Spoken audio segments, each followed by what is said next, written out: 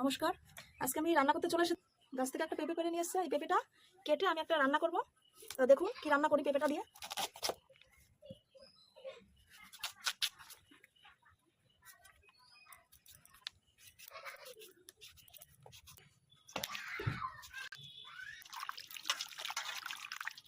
পেঁপেটা কুচি কুচি করে কেটে নেব।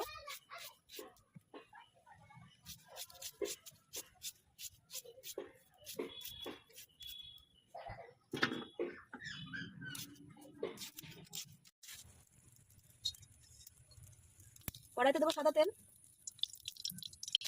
চেরা কাঁচা লঙ্কা,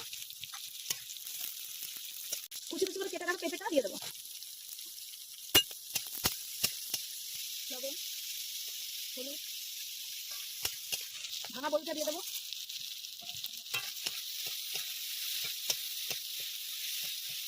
এবার এর মধ্যে দিয়ে দেবো গরম জল।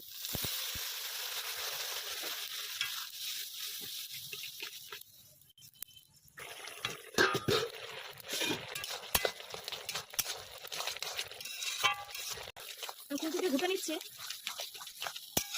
পেঁপেটা নরম হয়ে গেছে। এবার এর মধ্যে আমি দেবো চালের গুঁড়োটা।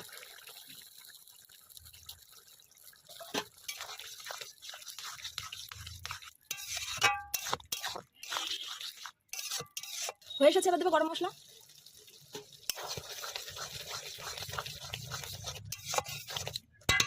কিছুটা ঘি দেবো,